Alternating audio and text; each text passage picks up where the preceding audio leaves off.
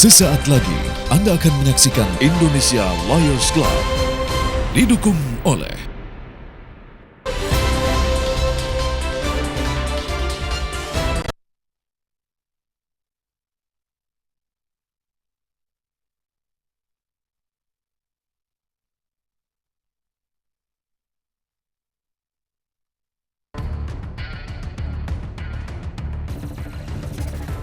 Samadikun Hartono, buronan kasus BLBI yang menghilang selama 13 tahun akhirnya kembali ke tanah air Kamis 21 April 2016 setelah otoritas Cina menangkapnya di Shanghai. Kepala Badan Intelijen Negara Bin Sutioso menyatakan Samadikun ditangkap otoritas Tiongkok setelah Bin memberikan informasi keberadaannya tanggal 14 April 2016. Pada tanggal 14 April, yang bersangkutan atau singkat SH ditangkap oleh aparat penegak hukum Cina di Shanghai setelah Bin memberikan tempat keberadaan mereka. Kasus ini adalah sudah menjadi etika internasional. Gitu. Kalau misalnya ada ini berulang kan dapat. Seperti saya sudah melakukan pada saat Uni Emirat Arab mencari most wanted, ya, dia adalah penyandang dana yang paling besar dari ISIS di Uni Emirat Arab. Dia memberikan data kepada saya, 3 hari kemudian saya tangkap di Batam. Jadi kalau seperti saya minta Cina, juga mereka harus melakukannya. Begitu juga andai kata ada warga Cina di sini dan memang dia minta dan memang sesuai aturan internasional bisa, ya kita juga harus merespon yang sama. Ya, tidak berarti barter-barteran, tukar-tukaran, tidak ada cerita kayak gitu. Seperti Anda lihat, aku membawa Esa pulang, pesawatnya juga kembali saja, nggak bawa apa-apa. Samadikun divonis bersalah dalam kasus penyalahgunaan dana talangan dari Bank Indonesia atau BLBI senilai 2,5 triliun rupiah yang digelontorkan ke Bank Modern menyusul krisis finansial 1998 dan merugikan negara hingga 196 miliar rupiah. Berdasarkan putusan Mahkamah Agung tanggal 28 Mei 2003, mantan Presiden Komisaris PT Bank Modern Tbk itu dihukum 4 tahun penjara. Tidak hanya Samadikun Hartono, di hari yang sama, aparat penegak hukum juga berhasil mengembalikan hartawan Alwi, buronan kasus bailout Bank Senturi yang merugikan negara sebesar 3,11 triliun rupiah. Hartawan diringkus polisi setelah izin permanen residennya dicabut otoritas Singapura sehingga wajib meninggalkan negara tersebut. Mendapat informasi, Kepolisian Republik Indonesia segera berkoordinasi dengan otoritas Singapura untuk dapat mengawal kepulangan buronan kasus Bank Senturi tersebut. Punya status yang bersangkutan dari sisi aspek kewarganegaraan dapat dikatakan ilegal. Sehingga pada kemarin yang bersangkutan berhasil dipulangkan ke Indonesia. Yang bersangkutan dipulangkan dengan pesawat menuju Jakarta. Dalam bersamaan itulah petugas Bareskrim ikut di dalam pesawat secara bersama-sama. Sehingga pada saat proses keluar dari bandara tadi malam, sejak berada di dalam pesawat, sudah dalam pengawalan petugas kita. Perlakuan terhadap hartawan Alwi ini agak berbeda dengan perlakuan terhadap Samadikun Hartono. Sejak di Bandara Soekarno-Hatta, hartawan Alwi sudah dalam keadaan terborgol dan diperlakukan seperti layaknya terpidana. Sementara Samadikun agak mendapat perlakuan istimewa dan tidak terlihat sebagai seorang terpidana yang tengah diburu petugas. Sama kan dituduh katanya kita mengistimewakan Samadikun Hartono. Itu tidak benar, ya. Jadi janganlah semuanya itu berpikir negatif tentang apa yang dilakukan oleh aparat penegak hukum. Ya. Kalaupun waktu itu Jaksa Agung datang ke sana bukan berarti mengistimewakan. Saya tidak menjemput Samadikun Hartono. Saya mengapresiasi apa yang dilakukan oleh Kepala BIN, Pak Sutioso. Kalian tahu sendiri kan, yang datang ke sana Pak Sutioso. Saya Jaksa Agung, ini bentuk daripada kerjasama antar lembaga. Supaya kalian tahu, saya nggak ada urusan dengan Samadikun Hartono. Dan faktanya malam itu juga langsung kita jebloskan ke penjara. Nggak ada deal-deal apapun, kecuali kita minta klarifikasi mengenai harta kekayaannya untuk membayar uang pengganti. Apa itu salah? Benar, Pak. Iya kan? Ya jangan dituduh macam-macam lah.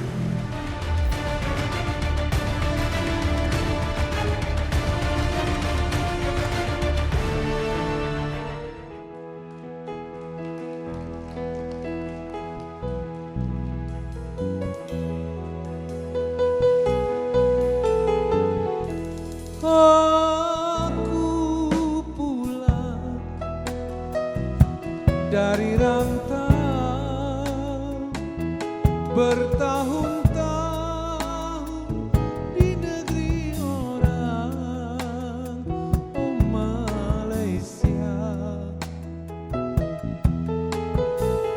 Oh, di mana kawan dulu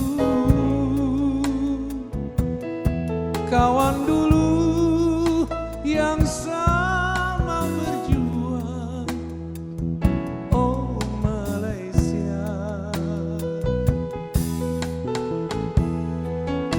Kekasih hatiku pun telah pula hilang,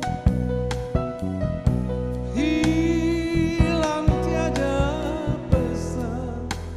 Aduhai nasib, apa daya, cinta hampa, hidupku merana, mana dia? Inilah kisahku semalam di Malaysia.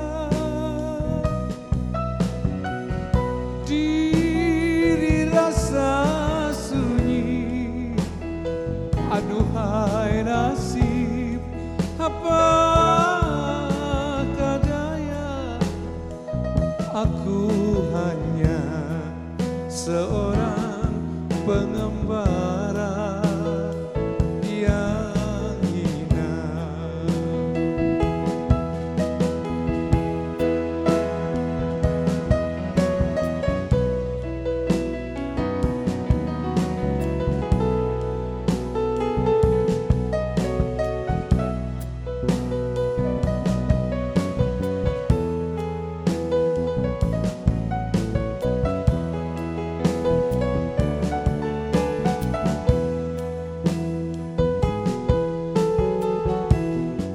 Kekasih hatiku pun telah pula hilang,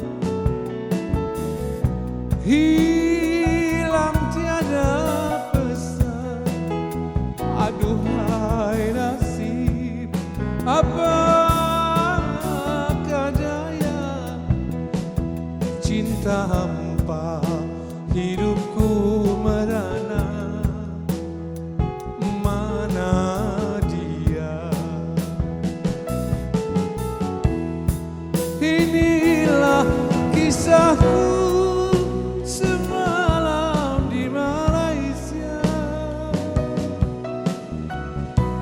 Diri rasa sunyi, aduhai nasib, apakah daya, aku hanya seorang pengembara yang hina.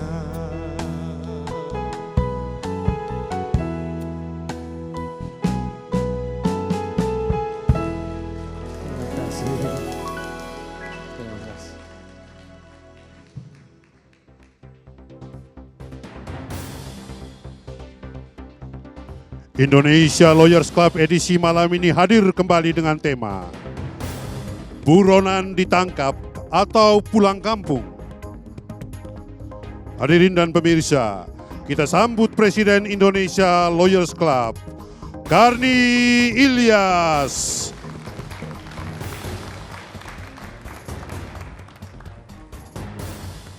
Pemirsa, malam ini kita kembali di acara yang paling favorit di tanah air, Indonesia Lawyers Club. Tapi sebelumnya, aplaus dulu untuk rekan kita yang sudah lama gak kelihatan, Edi Silitonga.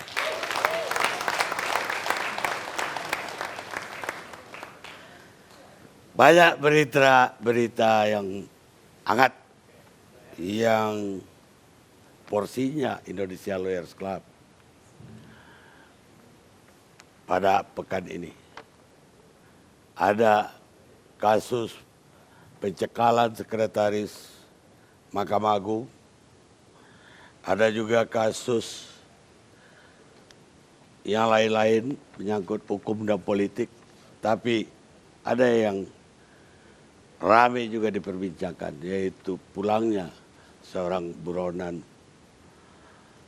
BLBI, yaitu Samadikun Artono, setelah 13 tahun meninggalkan Indonesia. Tapi sebelum saya membahas Samadikun, 2 minggu yang lalu, sebelum minggu yang kemarin ALC libur, kita membahas Rumah Sakit Sumber Waras. Sambutan terhadap acara itu ternyata luar biasa. Yang pro maupun yang kontra. Yang kontra menganggap bahwa tayangan ALC itu merugikan Gubernur DKI sekarang, yaitu Gubernur Basuki atau Ahok. Serangan berbagai macam di sosial media. Tapi ada yang paling mengusik saya, yaitu sebuah tulisan dari seorang tokoh yang cukup senior dan selama ini saya kagumin. Ia mengatakan bahwa Ahok memang seharusnya tidak perlu datang ke sini karena ini acara dungu, diskusi dungu menurut dia. Saya agak terpana dengan itu. Sebab yang hadir di sini dari 8 tahun lalu, dari menteri-menteri, jenderal-jenderal, profesor-profesor, cerdik pandai, dan juga pesakitan, orang-orang yang tersangka, dan korban-korban. Rakyat-rakyat yang tertindas.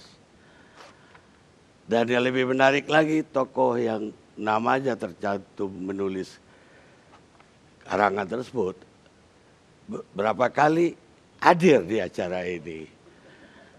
Apakah ketika itu beliau lupa bahwa ini acara dungu?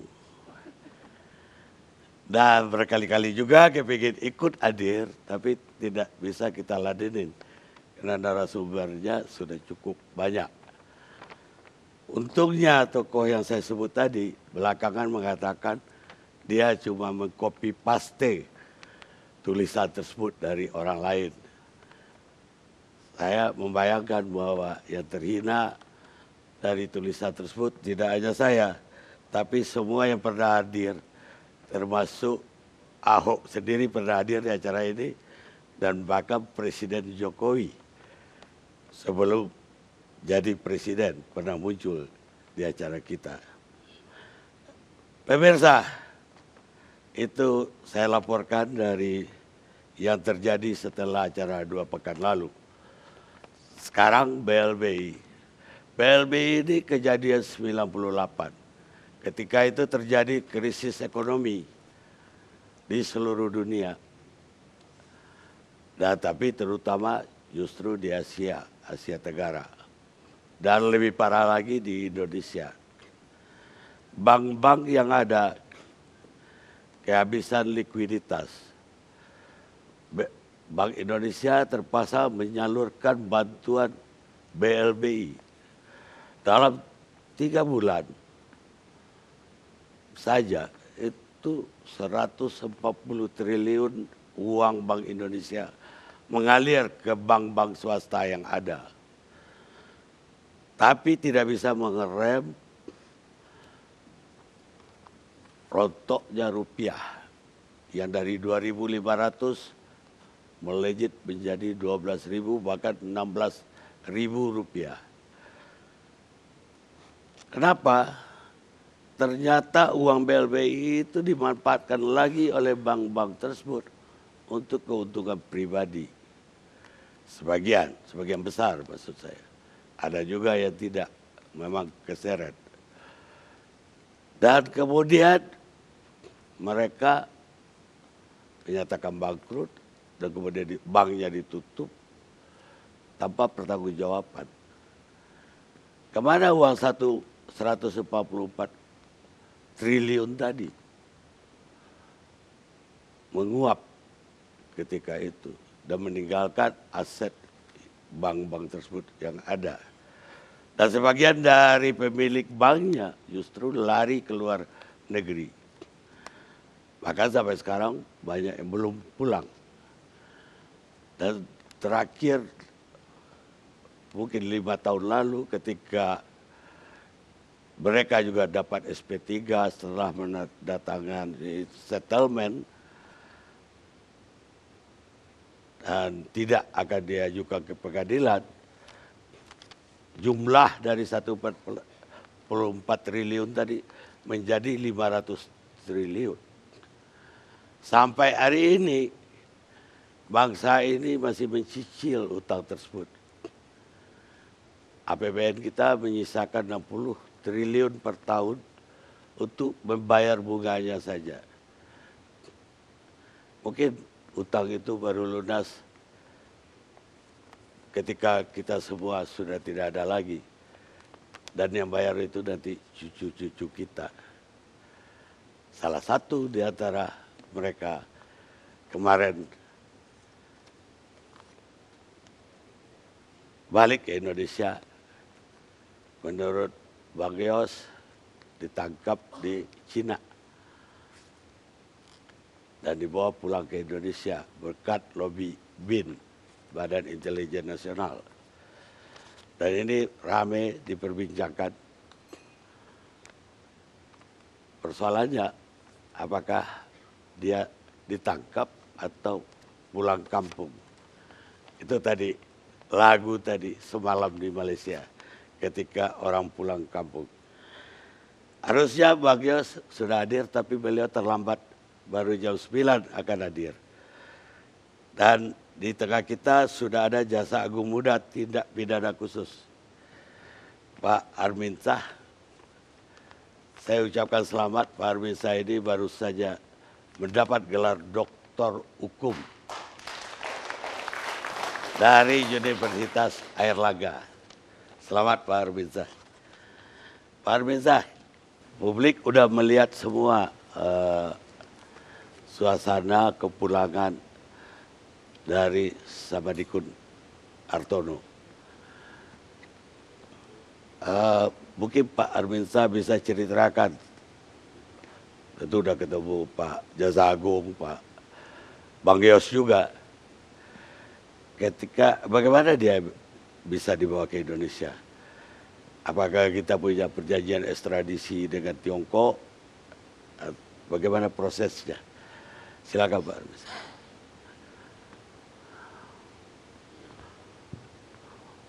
Selamat malam Bapak Presiden. Terima kasih. Saya baru pertama kali di sini, jadi udah termasuk kategori yang tadi itu Pak. Kategori tadi ya. Dan juga yang saya hormati Bapak Jaksa Agung. Dan rekan-rekan semua yang nggak bisa saya sebut satu persatu. Kalau cerita tentunya Pak Sutioso yang lebih tahu, karena beliau yang berkreat. Tapi sedikit saya ceritakan bahwa berkaitan buronan ini memang kita, maksudnya kejaksaan, BIN, kepolisian, dan beberapa instansi lain itu ada kerjasama dan secara rutin mendiskusikannya. Nah, ini kan menurut cerita dari Pak Sutioso yang bahwa itu ada koordinasi dengan pihak Cina dan kemudian bisalah dibawa ke Indonesia. Mungkin karena beliau akan datang jam 9 nanti, mungkin baiknya beliau aja. Baik. Dan tentunya kita sangat berbangga dan berbahagia tugas selesai 1. Ini kan banyak daftar-daftarnya. 1 selesai, dan kita bisa eksekusi. Yang ada beberapa komentar macam-macam, ya saya rasa hal yang biasa lah itu. Kalau kita mau lihat jeleknya, ya jeleknya muncul. Kalau melihat bagusnya juga, lihat bagusnya aja lah. Bahwa satu terpidana sudah bisa dieksekusi. Kita bersyukur itu kan. Lama kita tunggu, lama kita cari. Udah berapa biaya yang habis. Gitu. Dan kita jemput dengan mobil tahanan, bukan mobil sedan ataupun kijang. Dengan mobil tahanan besar kita jemput, kita bawa ke Kejagung. Nah di Kejagung kita wawancarai, mau bayar kapan nih? Saya bilang gitu. Ya nanti kami akan diskusikan dengan keluarga. Terus kita tanya hartanya. Dia sebut Jalan Jambu, kemudian tanah di Puncak dan beberapa yang nanti kita klarifikasi. Jadi yang bersangkutan oleh Kejari Jakarta Pusat, kemudian ada Kejari itu duduk di situ, dieksekusi di LP Salemba, dan kemungkinan katanya akan ke Depok lah karena bangunan baru. Jadi yang bisa saya ceritakan bahwa itu hasil kerjasama dan tentunya BIN yang berkoordinasi langsung ke pemerintah Cina. Demikian Pak Presiden. Ya, memang ada kritik terhadap dianggap penyambutan karena masuk ruangan VIP, dijemput langsung oleh Jaksa Agung. Ada, tapi bukan itu saya persoalkan. Dia mau bayar kembali itu utang pokoknya 160 miliar atau juga bunga berbunganya, karena negara harus cicil bunga berbunga loh. Ini memang ada problematik kalau uang pengganti itu belakangan dibayarnya. Secara rasional dan ekonomi harusnya angka itu harus bertambah. Karena uang 169 miliar tahun itu 13 tahun lalu Pak. Tentu akan berbeda dengan sekarang, itu rasional ekonominya. Tapi undang-undang tidak ada yang bisa mengcover itu. Untuk apa mau dikurskan dolar, emas atau apa kan nggak jelas itu. Ya tetap tidak berubah. Jadi tetap utang dia itu adalah 169,5 miliar. Demikian. Apakah selama ini Kejaksaan belum pernah menginventarisir bahwa apa saja hartanya yang beredar, dan publik juga tahu apa saja perusahaannya yang masih ada, bahkan berkembang pesat sekarang ini, berbagai franchise pun dia punya. Silakan. Kita lakukan itu, tapi memang ini kan yang atas nama yang bersangkutan itu yang memang tidak ada. Secara pribadi maksudnya.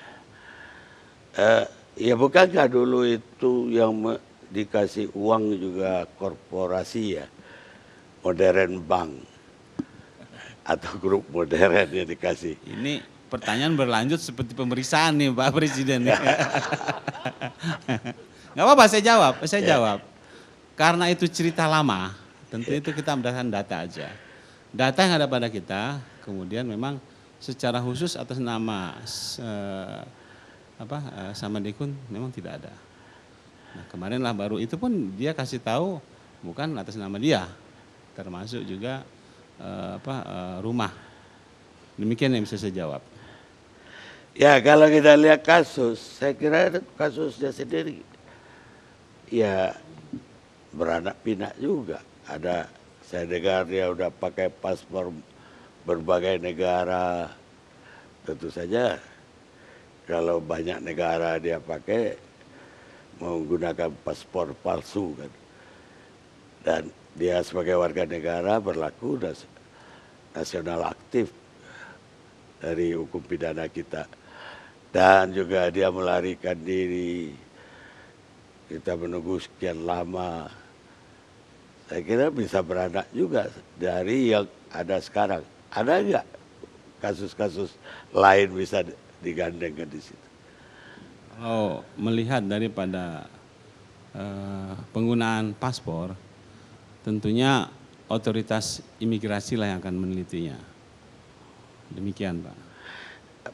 Berapa orang sekarang buronan yang masih ada di luar, Pak Jasa Agung Muda? Tercatat ada beberapa. Ini saya inventarisir kembali, kemarin sudah tertangkap. Dari 28, ya. Itu terdiri dari 15 terpidana dan 12 tersangka. Nah, ini tadi kita hitung kembali yang update-nya. Sementara angka segitu yang bisa saya sampaikan. Pak Jam Petrus, kita tahu kan kalaupun kita punya ekstradisi, apa kita punya dengan Cina? Nggak punya. Nggak punya pun tidak segampang itu untuk membawanya. Artinya pengadilan sana harus memeriksa dulu apakah perbuatan orang itu pidana juga nggak di negara dia. Artinya tidak mungkin polisi langsung ngasih ke polisi. Itu yang normal. Yang nggak normal juga ada. Mungkin sama dikut termasuk yang nggak normal. Itu kewenangan negara sana. Iya betul, kewenangan negara sana dan juga makanya saya ingin tahu lobby semacam apa yang terjadi sampai mereka mau kasihkan kepada kita. Dan tidak hanya dia lah yang ke Cina kan. Edi Tansil juga ke Cina katanya. Mungkin udah pindah ke negara lain kita nggak tahu. Mungkin lebih pasnya kita tunggu aja Pak Sutioso Pak. Baik Pak, tapi karena langsung beliau apa yang lain-lain kita nggak coba untuk melakukan hal yang sama. Kita lakukan dan tim pemburu koruptor juga ada. Iya, maksud saya melobi seperti Samadikun. Jadi kejaksaan nanti yang membawa pulang, bukan BIN yang bawa pulang maksud saya. Oh, kita akan lakukan itu. Baik, kita rehat dulu sejenak. Ya.